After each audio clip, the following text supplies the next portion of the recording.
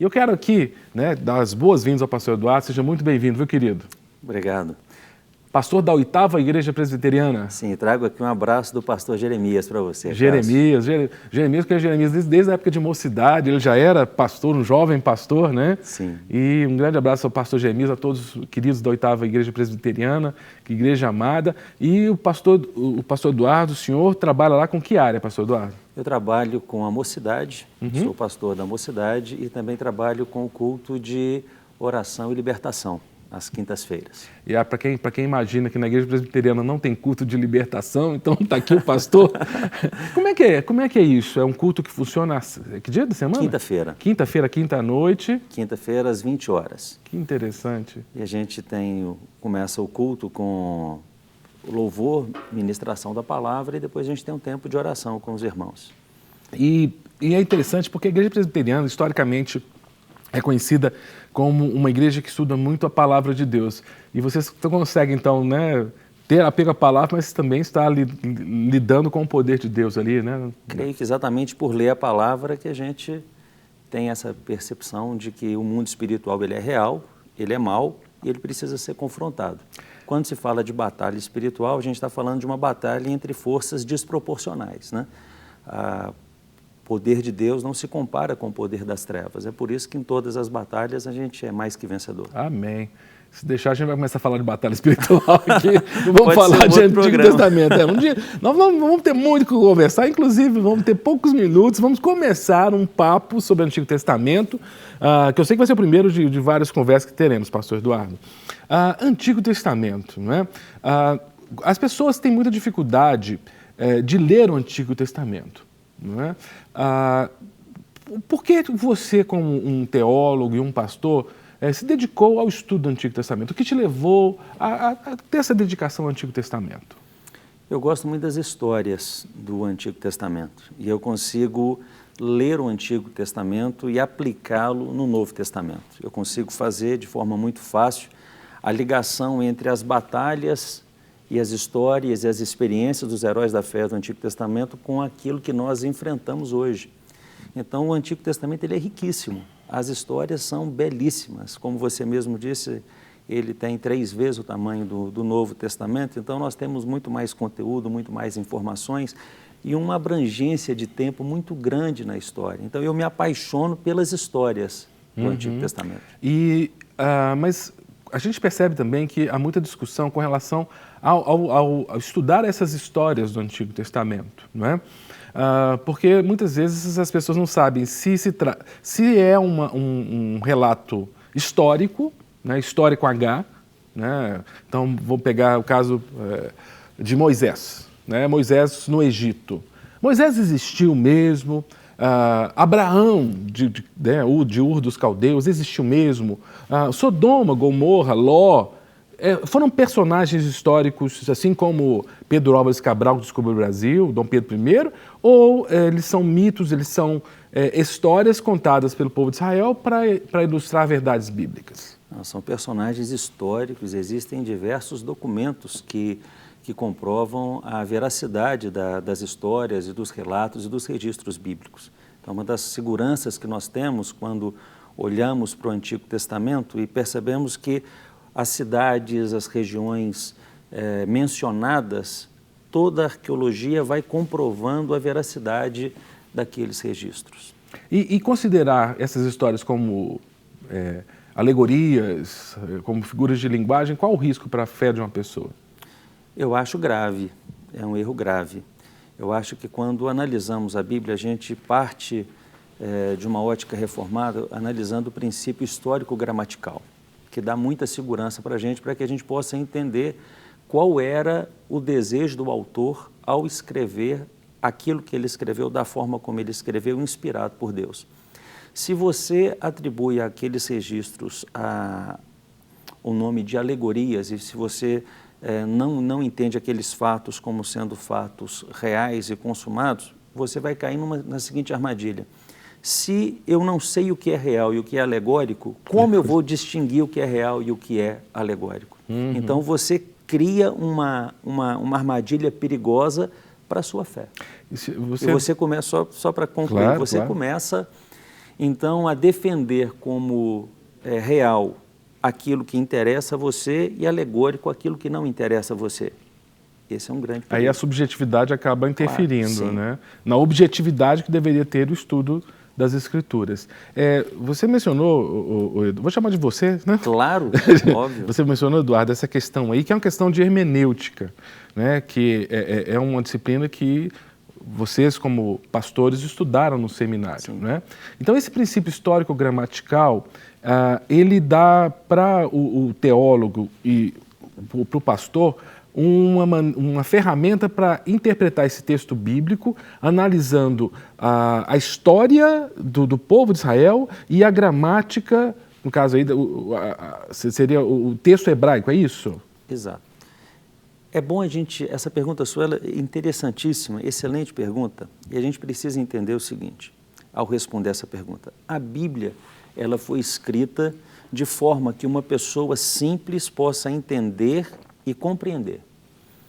O que acontece, então, é que ao aprofundarmos esses estudos, nós não estamos criando um dificultador. O que acontece é que as pessoas elas entram por essa vertente de querer descobrir pelo em ovo e aí pegam e fazem distorções do que o texto está dizendo. Qual é o maior problema que nós encontramos nessas distorções?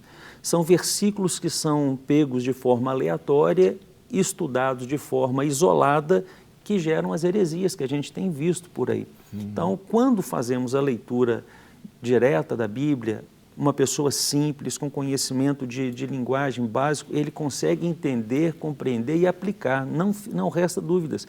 Inclusive os livros proféticos, os livros que são considerados mais complicados, você pega o livro de Ezequiel, a partir do capítulo 8 de Daniel, o livro de Apocalipse, uma leitura simples, você consegue entender de forma bem clara o ensinamento básico e aquilo que você precisa reter.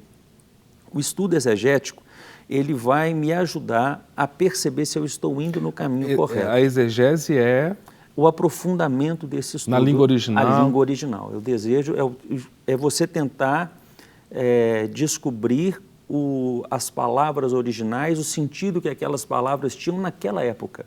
Você falar hoje uma palavra, você falar hoje sobre gay, hoje, no 2015, tem uma conotação. Se você voltar para a década de 50, era uma conotação completamente diferente. Então, você precisa estudar aquela palavra, o que ela significava naquele contexto. Tempo, naquele contexto. E aí você consegue não ficar envolvido em ventos de doutrina. Você mencionou, Eduardo, algo muito interessante dos livros proféticos. Eu queria começar com o Pentateuco, né, mas temos pouco tempo, então eu vou fazer meio que uma pulverização aqui, mas me ocorreu. Por exemplo, quando o profeta fala que ele viu carruagem... não o profeta. Não, tem a ver com o profeta, mas quando se fala de carruagens de fogo, não é? Aquilo o que é? É uma figura de linguagem, é uma maneira de expressar uma visão? Porque eu já vi muito isso, assim. Quando fala assim, carruagem de fogo, o que é? Imagina o seguinte, você vê coisas fantásticas e que você não consegue descrever em palavras. Às vezes eu fico fazendo um exercício que é o seguinte, imagina você pegar hoje os filmes que nós temos e você entrar numa máquina do tempo e você chegar lá atrás e apresentar aquele filme para aquelas pessoas, como elas ficariam maravilhadas com aquilo. Eu imagino que esses profetas, eles tiveram visões e a forma como eles conseguiram escrever foi a melhor maneira com que eles conseguiram descrever, baseando naquilo que eles tinham de conhecimento da época. Então, carruagem era uma linguagem de uma coisa que tinha lá. Se fosse essa mesma visão hoje, talvez a expressão carruagem não seria usada, talvez seria feita uma comparação com alguma coisa. Mas essas coisas fantásticas que encontramos, Ezequiel, Daniel, Zacarias, que você mencionou, e Apocalipse, são relatos de visões que esses profetas tiveram e eles descreveram da melhor maneira que eles puderam, dentro daquilo que era conhecimento deles da época. Então, quando a gente vai interpretar o texto do Antigo Testamento, porque são são 39 livros, é isso? Exato. Não, deu branco. 39 mais 27, 39 livros. São, 66 no total. 66 no total. Então, quando a gente pega esses 39 livros, eles são divididos em blocos, né? Se você pegar, eu falei do Pentateuco, que são aqueles 5 primeiros, eles têm uma essência diferente dos profetas, não é isso? A finalidade era outra. Como é que é a divisão? Rapidamente, Eduardo. Assim. Nós temos o Pentateuco, os livros históricos, os livros poéticos e os livros proféticos, tendo os profetas maiores e os profetas menores. Então, o Antigo Testamento ele tem essas 5 macro divisões. Quando nós analisamos na linha do tempo, o Pentateuco e os livros históricos, eles estão numa sequência cronológica. A partir daí, os livros poéticos e os livros proféticos, eles se inserem nessa história no passado. Embora eles sejam escritos depois na Bíblia, eles podem se remeter. Tem que se remeter. Então, eu posso pegar um profeta lá, por exemplo, se pegar o profeta Jeremias, eu vou ter que pensar que, historicamente, Jeremias está num momento ali desses livros históricos. Ele começa a profetizar 40 anos antes da queda de Jerusalém. É um profeta extraordinário pelo tempo que ele profetizou, pelo valor da sua profecia e pelo sofrimento que ele teve sendo aprisionado, sendo humilhado, sendo escarnecido, depois sendo socorrido pelo rei que conquistou. Mas o maior legado de Jeremias talvez tenha sido Ezequiel, que é o profeta que vai para o cativeiro e no cativeiro exerce um papel extraordinário que estabelece e funda as sinagogas e continua com o ensino do povo no cativeiro. O cativeiro lá na Babilônia, 70 anos, né? Exatamente. Gente, é muita história interessante. Pensar em história interessante, eu acho que o Pentateuco, o livro de Gênesis, por exemplo, ele é rico em relatos interessantes, né? E vamos pensar em Gênesis, por exemplo, sobre os relatos que há em Gênesis. Há muitas correntes de interpretação de Gênesis. Algumas alegorizam muito o livro de Gênesis, dizendo que são figuras de linguagem, certas expressões ali. Gênesis quem escreveu foi Moisés, é isso? Moisés. E os outros, todos os 5 livros Sim. O que existe na teologia liberal, algumas pessoas tentam atribuir o livro de Gênesis não a Moisés, a um outro escritor que não se sabe ao certo quem seria. Mas os teólogos mais renomados, eles não vão dentro dessa linha. Eles concordam que a forma de escrita, a análise gramatical, todo o contexto do livro remete mesmo que tenha sido Moisés que escreveu. Alguns desses teólogos liberais, eles até usam aquela tese que o nome de Deus é escrito de formas diferentes, por isso mostra que são vários autores. É a tese do JEDP, né? Dizendo que o nome de Deus, pegando J, né, seria Jeová, Elohim e por aí vai, né? Isso não procede? Quer dizer, o nome de Deus, ele por ter sido escrito de algumas maneiras diferentes no hebraico, isso não mostra que a autoria é diferente? Não, isso não acontece só com o nome de Deus, isso acontece com diversos nomes. A forma de você escrever Oséias, Jesus e Josué é absolutamente a mesma. As consoantes são absolutamente as mesmas.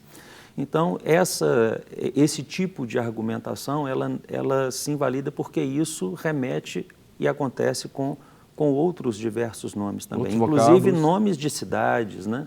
Também a gente percebe a mesma dificuldade. Porque o que a gente precisa entender com relação à linguagem é que a língua ela era escrita apenas com as consoantes, a vocalização ela acontece depois.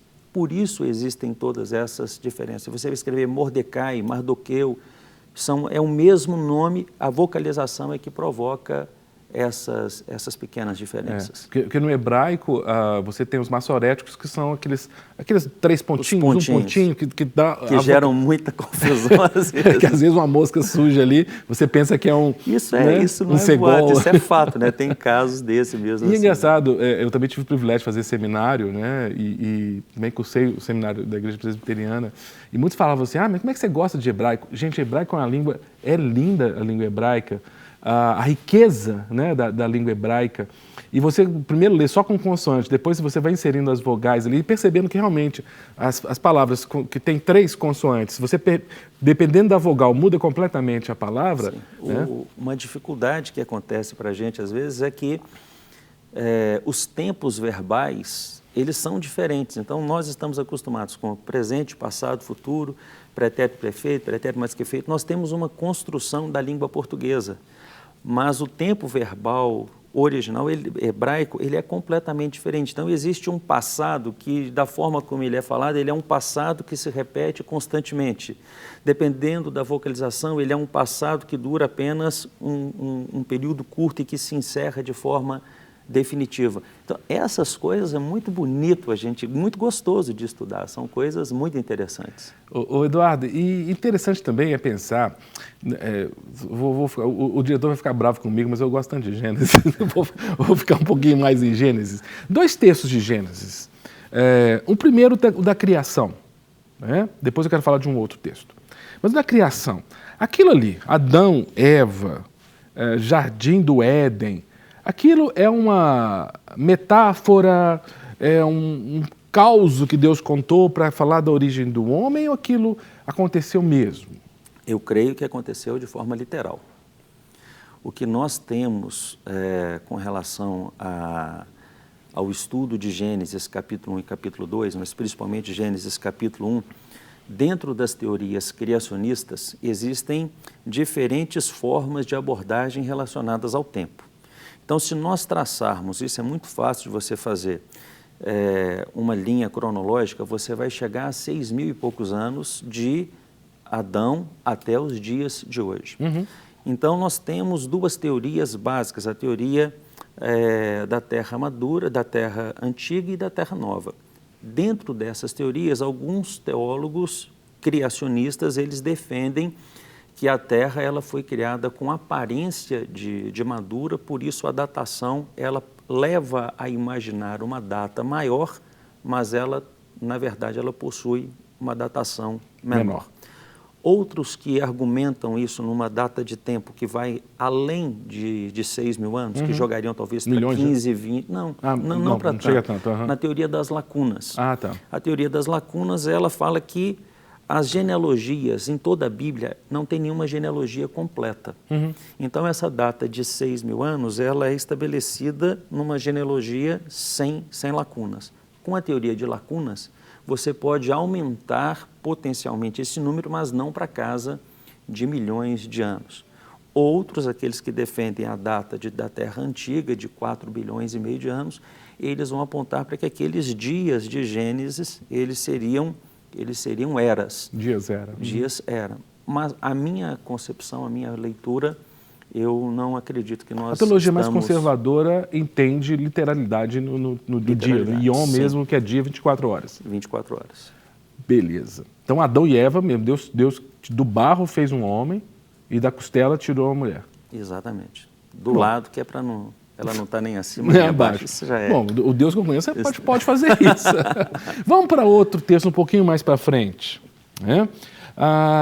Que inclusive foi, não uma polêmica, mas foi muito divulgado na mídia, um canal de televisão fez uma novela sobre os 10 mandamentos, e a circunstância de Moisés, a história de Moisés é um negócio tão rico, que dá filme mesmo, já fizeram tantos filmes. E novela, né?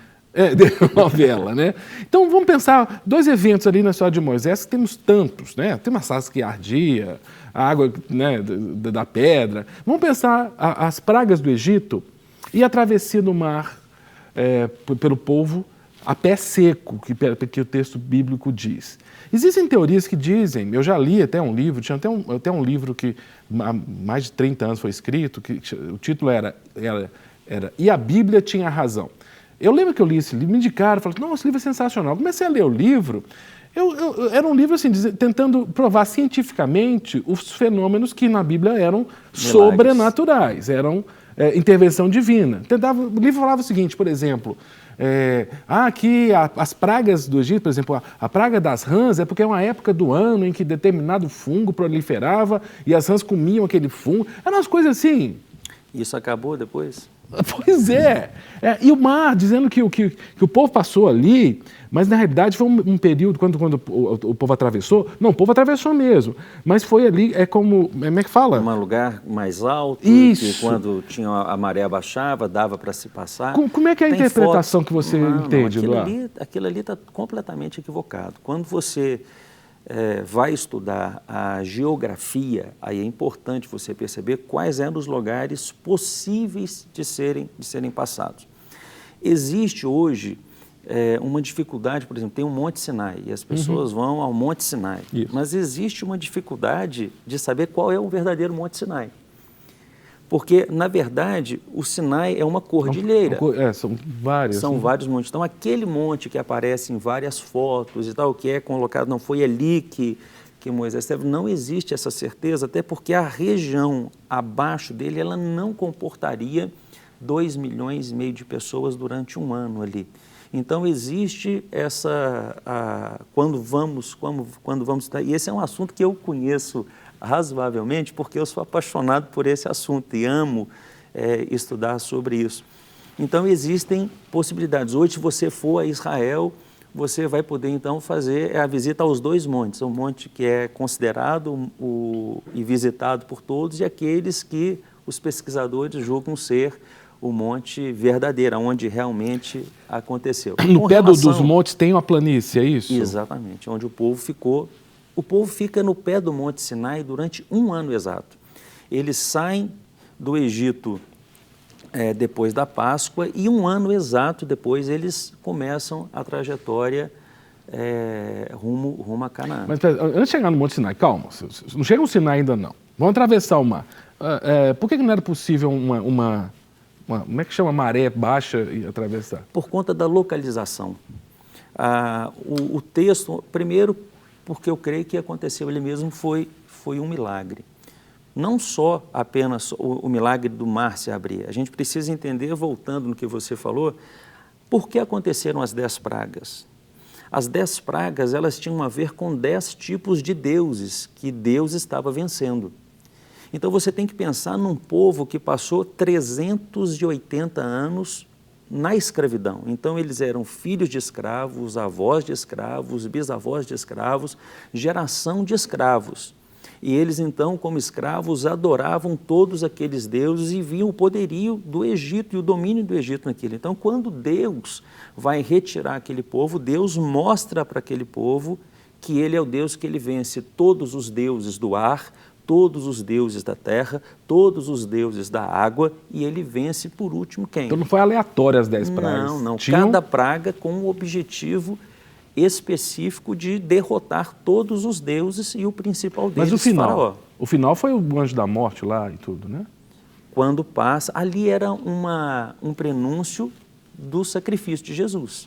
Interessante. Então, o Antigo Testamento é repleto de teofanias, que são menções e referências a Cristo no Antigo Testamento. Então, nós olhamos ali a Páscoa e a gente percebe que aquilo ali está apontando o sangue que vai ser derramado aquele sangue na de porta forma lá das definitiva lá no Calvário. E aí o povo foi para a beira do mar? Exato. Aí eles andam pelo deserto, se deparam e aí tinha uma coluna de nuvem. A nuvem, imagina o tamanho dessa nuvem para cobrir e proteger 2,5 milhões de pessoas. Muita gente. Então a coluna de nuvem, ela servia para evitar que o calor atingisse aquelas pessoas ali de baixo. Então ela protegia contra o sol. A sombra, né? E à noite tinha a coluna de fogo. E a coluna de fogo para que era? Era para aquecer, porque no deserto a temperatura à noite ela esfria, e também para iluminar. Qual era o objetivo de Deus com isso? Era fazer com que o povo saísse rapidamente do Egito, numa aplicação prática nossa. Aquelas pessoas que entregam a vida para Cristo hoje, mas que continuam muito ligadas com o pecado e com o Egito delas, via de regra, elas vão cair.